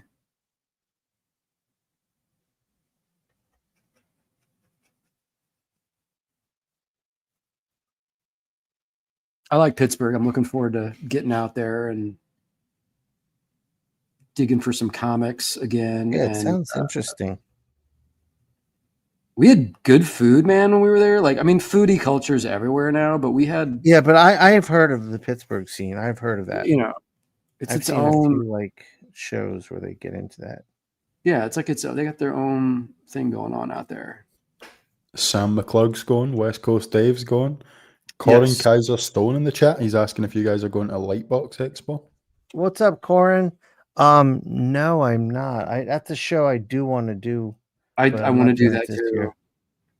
You know, maybe we could get like an Inkpulp booth or something where like we could all like have a booth that like we each have a piece of and promote the shows and shit.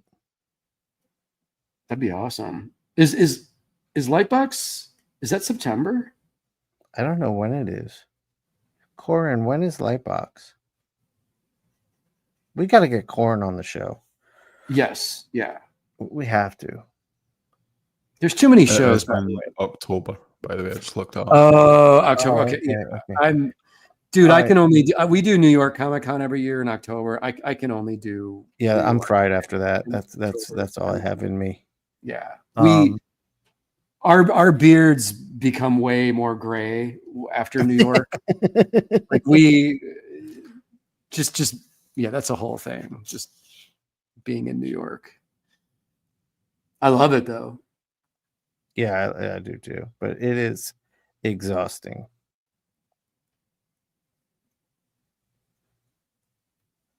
I will be, and Shawn, I'm going to be in my crazy.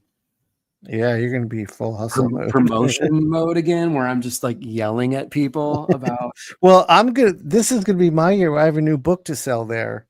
Oh yeah, actually 2 new books and new print set, and Mateo's going to be getting people in on his pre-launch for his Kickstarter. So we're all going to be obnoxious. Nice. Guys, remember, we are taking applications for Booth Babes for New York. So can I submit mine right now, Jim? Yeah, Jamie. Jamie, put you in a bikini top and a kilt. I mean, you didn't know this, guys, but I'm wearing that right now. So perfect. Send your headshot and your bio. Your what were the things you got? What were the photo things at the mall? Glamour shots or whatever? Yes, glamour shots, yeah. With the weird diffused lighting and yeah, and the double imagery. Oh my god, man.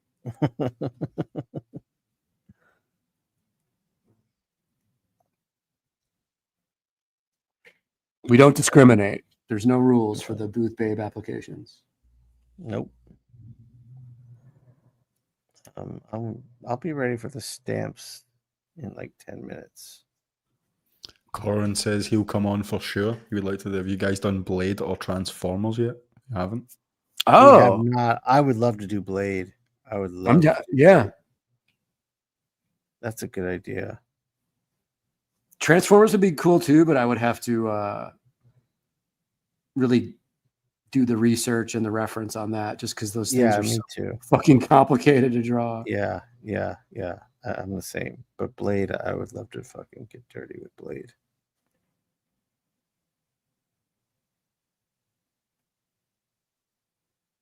And then while we're drawing Blade, we can have Jamie DJ and play the rave music from the first Blade. Dude, so I was at New York Comic Con. I didn't know they did this. This was when I was working at Marvel still, and Katie Kubert was my editor. I think it's when I was doing that Guardians of the Galaxy stuff, and she was like, "I'm gonna have like a Katie dinner, like all of her artists." So I went to dinner with Katie and some other artists and some other editors, and then afterwards, Katie was like, "I'm going to this club every year at New York Comic Con. They reenact that Blade scene." Where they What? play that, yeah, they play it and then they splatter blood all over everyone. So she had this like change of clothes and everything. She's like, every year they do this, and she goes nuts. That's the greatest party idea I've ever heard. I know, and I was surprised you never heard of it. Once you said that, I was like, Let's oh, yeah. go. I mean, Yo, if it's man, still happening, they should do that. They should do that. I know Sunday night isn't really a party night, but like they should do that Sunday as the capper to the whole oh, convention. You know what I mean? dude, Like you yeah, guys are done, the convention's over, everybody unwind and go to the weird blood rave Blade party. Right? That would be the perfect end. yeah. I think you'd need some cocaine to kind of bring you back to life after the con. And then you'd Right. be good. Or just some mushrooms. We'll take mushrooms. I'll Right. do that. I'll take mushrooms. Or 3 espresso shots or whatever. But Yeah, we'll do that too. yeah. Yeah, that's a fantastic theme for a party though. That's amazing. Yeah, it's crazy.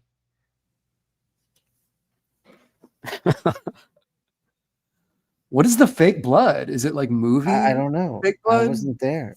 I have no idea. Honestly, I have no idea. I think she told me. I just don't remember. Everyone's all gross and sticky as they Yeah, she did say it was sticky.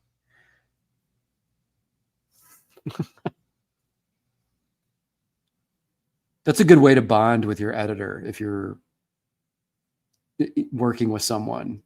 Yeah, well, she was going like Tim Seeley, I think, was working with her, but they're friendly, and Tim was going with her. That's awesome. But it wasn't even the first time. Like, this is like a ritual. I don't know if it's still going on, but back then it was a thing. This is a while ago. This is so I was on Guardians of the Galaxy. This was probably 10 years ago. Oh 10 shit. years Okay. ago. Okay. Yeah. That's when people really partied still. Yeah. That was well before COVID. Right.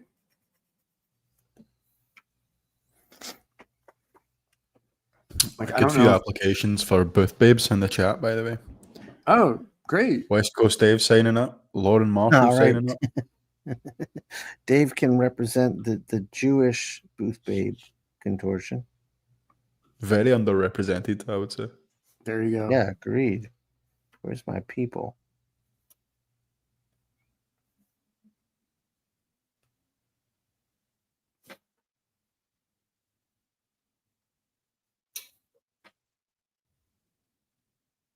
This is his characters are so nuts, fun. man. His characters are so fun to draw. Like you can add obviously detail to all this stuff, and it's still, as long as you maintain like the forms, the shapes and stuff, it just,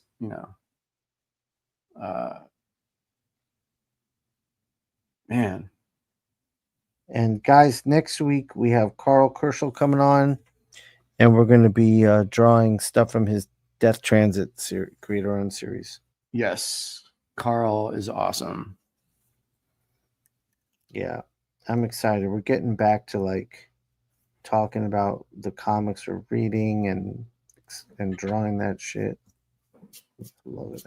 Does he have his Kickstarter is wrapped, right? Like he doesn't have any active. Yeah, it's over. Yeah, it's not fulfilled yet, but it just ended recently. Okay. And him and Andy, when they do their YouTube stuff, that's always entertaining. Definitely, yeah. I watch their every show.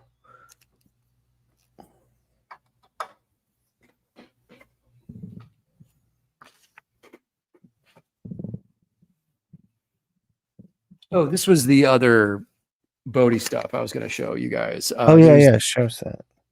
Lizard Zen Uh-huh. is really great. This is like, who published this? This is Fantagraphics. Look at that lizard drawing. The lone lizard. So dope.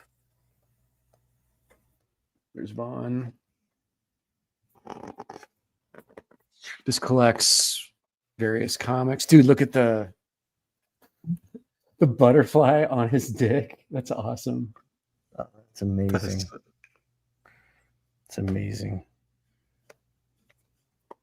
Man, he really had the characters down. He could just Coco Crow. Oh yeah. Smoking a J. Yeah. Look at the construction of this tree, like this weird alien. I know. I tried. Damn, man. That's cool. The weird, like his stuff influenced so many heavy metal artists too. Yeah, and he did have stuff appear in heavy metal for a short period of time, and definitely was probably one of the top guys at National Lampoon when that magazine was at its peak. This is the Cobalt 60. This is Vaughn and Mark is doing stuff in this as well. So it's like stuff his dad I remember started. buying that. Yeah, I totally remember buying that. Yeah. This is super graphic, man. Look at that. Yeah, yeah. Dude, riding on the dino. That's great. So that's what Ralph Bakshi stole for Wizards, basically. He changed the mask a little bit and the dinosaur, but that image, that's basically the poster, but he just kind of swiped and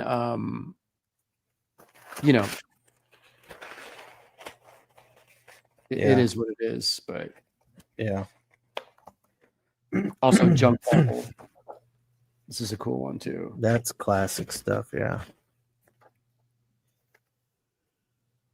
This is reproducing pencil work. Oh, here's that same thing. This is the original OG. Yep. Dude, look at that. Dead Bone Platoon. Oh, that's awesome. That needs to be a t-shirt. Yeah, that'd be a dope patch too. I used to have a Cheech Wizard t-shirt and I lost it in one of my moves that I made, but all I have is this guy. My little Cheech Wizard statue. But the actual Cheech. Actually, you know who gave this to me? I'm pretty sure this was Ewok One gave me this. Oh shit, yeah. Speaking of New York Comic-Con people. Yeah. I always get excited to see him. I know I'll always see him in New York. There's the regulars for sure. That's always good to wait. Kaz was talking about Bodē Jeff Jones collabs. Oh yes, yeah. They were roommates for a while, actually. I don't know this. Yeah, this is new information. Were those collabs crazy? Was that in one of the Bodē sketchbooks? Where can you see those? I don't know. Coster, if you know, please let us know. All right, guys, I'm gonna do a little splatter. Toothbrush time, Jim. Oh shit. Be careful. No, I'm riding this dragon, baby. All right, here we go.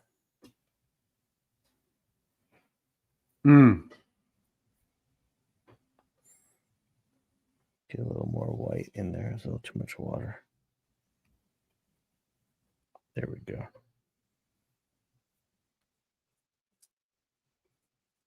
There we go. All right, toothbrush is done. It's time. Nice. Once that dries for the stamps. Gotta let that dry for a couple minutes.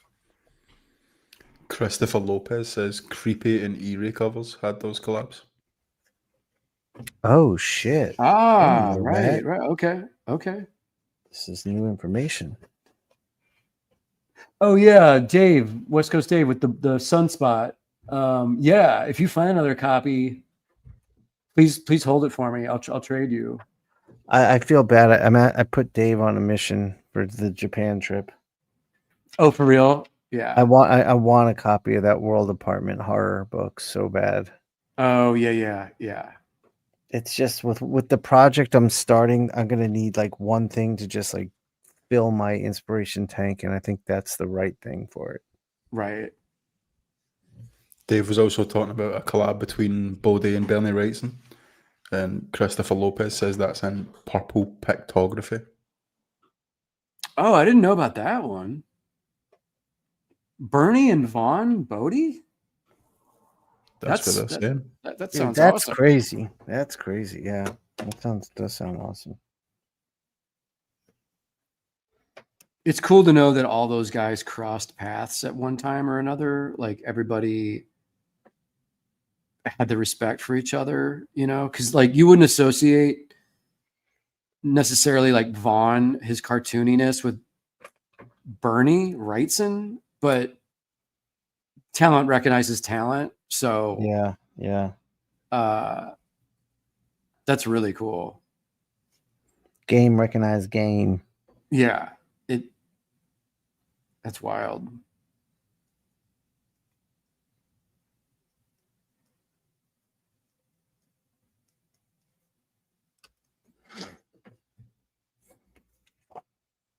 All right, I think I'm dry. You guys want to do the stamps?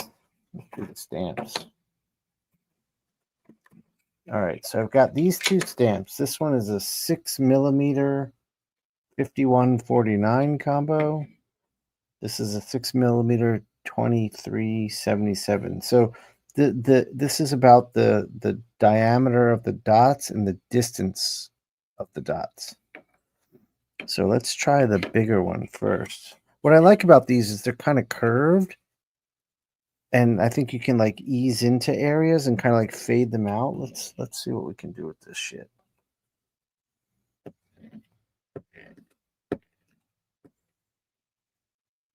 That's pretty dope. Oh yeah, That's nice. pretty dope. Let's try the other one.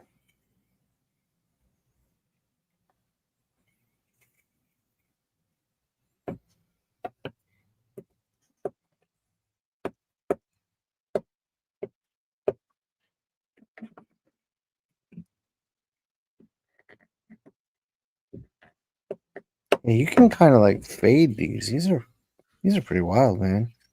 Cashra's saying that the stamps are the crystal crackle. Hell yeah. Yeah, love it. Love it. There you go. Nice. Nice. That's very cool. Yeah, these are pretty wild, man. Pretty wild. By the way, for reference, that's the book that Vaughn, Bodē, and Bernie Wrightson did. The purple picture. Oh, Damn. okay, yes. Holy shit. Wait, did Bernie paint over Vaughn Bodē's work? That second image looks like it, yeah. That's amazing. Yeah, that's great. That is insane.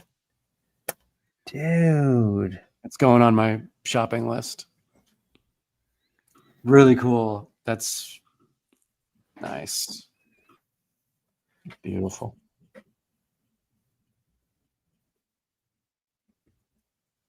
Got a big old mushroom down here. Hell yeah. I got mushrooms. You gotta have mushrooms.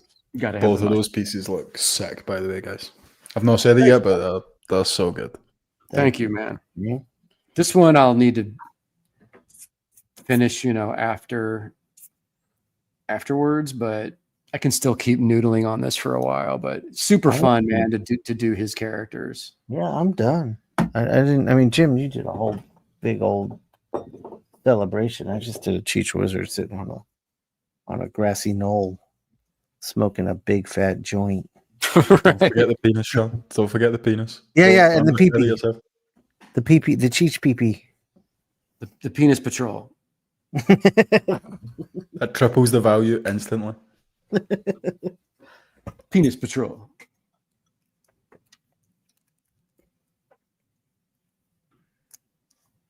But yeah, man, I dig Carson working just it. sent me something to show. I'm going to bring that up in a minute. Okay.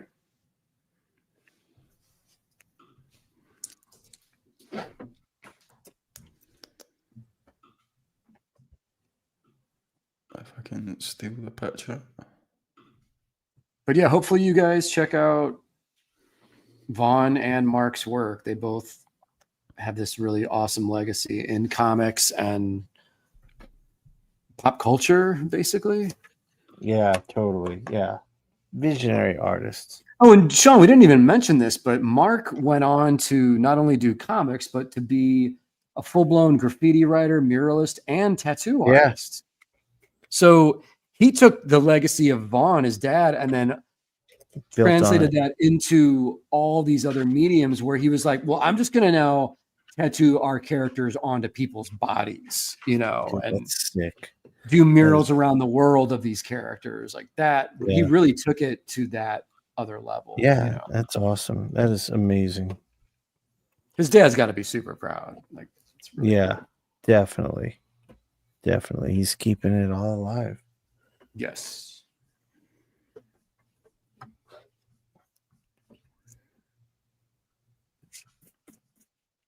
So yeah, there's my Cheech.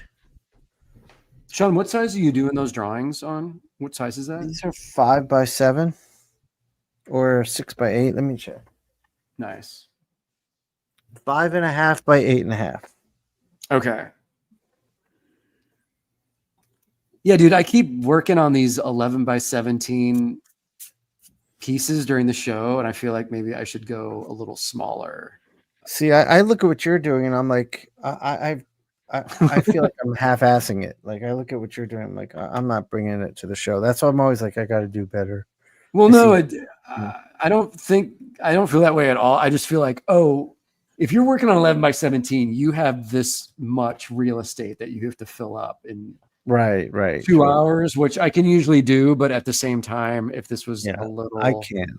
Like this is what I can smaller. do in 2 hours. So that's what I do. You know. So this Miami is the Mice. first one. Oh shit! This is the first Jeff Jones Vaughn Bodē. Whoa! Gorgeous. Holy shit. Wow, dude, that's insane. And I'm about to pull up some more. Here we go.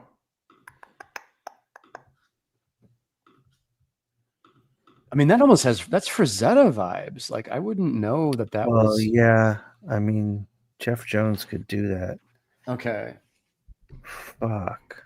So they were doing, these are the covers. Yeah. Wow, man. Dude. So again, I'm guessing Bodē probably penciled this and Jeff painted it. Did the finishes. Yeah. Yeah. God, that is incredible. That's amazing. Look at the blue. Wait, go back, Jamie. Go back. The blue surrounding the figures. That is incredible. All right, you can go on, Jamie. Really amazing. This is wild. Jones and Bodē. Look at that. That's crazy. Whoa. That's fucking wild, man. Really cool shit. Really cool. Oh, Jim, I've got something cool. Me and Chris Stevens are going to hop on a call soon and kind of walk each other through our painting processes so we can kind of try each other's painting process. No shit. Yeah, I'm so stoked to learn from him. He's a madman. His stuff Dude, is what he's doing now is like insane level. Like his illustrations are just insane. And he's what's his main medium? Is it acrylic or marker It's or acrylic. what? It's acrylic. He does use some acrylic markers. And it's micron. He inks all that shit with a micron. And Good it's Lord. like layering the acrylics, then the microns, and there's sometimes some like marker in it. like some paint marker. Dude, seeing his originals, like he's like a very highly skilled man like that. Yeah, he's insane. Dude, I was thinking today, I want to be able to like just come on the show with a blank piece of paper and just like go nuts on it, like hit it with a spray can and then like noodle on top of that with pen and ink and then noodle on top of that with pastels. I wouldn't even know how to start, but I'm working it out in my head. Like Jonathan, like what Jonathan does, or like Sienkiewicz. Oh, right. You know, just kind of like go nuts. It would have to be the right subject matter, something I'm comfortable with to explore, but that's coming. Yeah, we could do like a no theme type show where you just do whatever you want. No, I mean it does like if we like it could be anything. Like if we did like a Universal Monsters theme, like I'm really comfortable with that. Like I could do a Frankenstein, like just spray down some greens and then just go to town with like some ink and then like some purple pastels. Like that could be fun.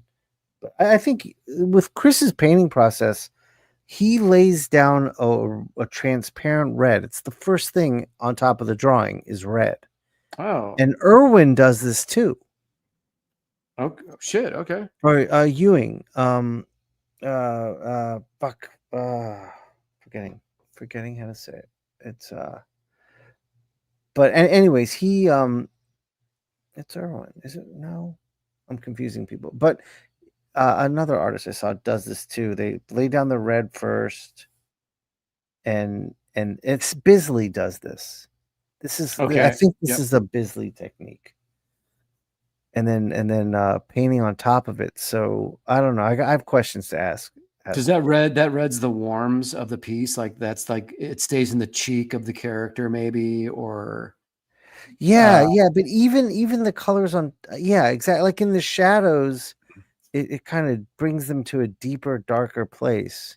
Right. I'm curious because the only reds left seeing are in the transparent shadow work. The opaque light work is where the color comes in. So that's amazing. I'm curious about it. Wow. Yeah, let me know how that goes with Chris. I love seeing his work every day on social media. And his originals at OAX, like the first year when I went, like mind-blowing stuff, man. Yeah. Oh, dude. Yeah. Sick stuff. I'm just noodling around. Oh, should we wrap it? We should wrap it up, homie. Just quickly, Christopher Lopez says you're talking about Ewan again. Yeah, Ewan. Yeah, that's what I'm talking about. Ewan. Oh, sure. Ewan does that red too. Nice. Yeah, that's awesome. All dude, right. We rocked it. Dude, this was a great show, Jim. I love super fun show. Yeah, it was just us two. We're going to be aiming to do at least one a month of just Jim and I, and one a month with a guest. I think is the secret sauce. Hell yeah. And so speaking of next week, Carl Kerschel, right? That's going to be awesome. Yep, Carl Kerschel, Death Transit. If you guys haven't read it, you can read it for free on Carl's site. And then what Carl does is pretty impressive. He gives it away for free on the web and then kickstarts the issues, and they do incredibly well. So it's a great thing he's built with his fan base. That's where they're awesome. like, yeah, we'll support you when you do your Kickstarter. So go read it. It's such a cool concept. It's kind of like a Hellboy in an anime, and Hellboy kind of had a weird love child. It's crazy. That's a perfect combination. Yeah, it's so good. It's so good. But like sci-fi, like Robotech anime shit with Hellboy elements. Like it's wild. Yeah. That's the shit. Yeah. That's cool. Awesome, guys. Thank you, everyone, for joining us this evening. Thank you, as always, Jazzy Jamie Wood. Thank you, Jamie Jane. Thank you guys for having me. And Azra, as usual, thanks for stopping by our little corner in the slums here. Yes. Pulp Live. Shout out Azra for those links as well. It was cool to see. Yeah, thank you. Yeah, thanks. Yeah, every time Incredible work. Kaiser comes on, we get a little lesson involved. I like that. Killer work, man. And thank you all. I mean, I'm all the names, like I'm getting to know all of you just from watching it. So cool. Thank you. Yes, we got a good crew, dude. So we'll see you guys in 7 days, though. I mean, we'll be doing this next Wednesday. Yeah. Next Wednesday we'll be back. Awesome, man. Cool. Thanks, you guys. Good night. Take care. Peace out.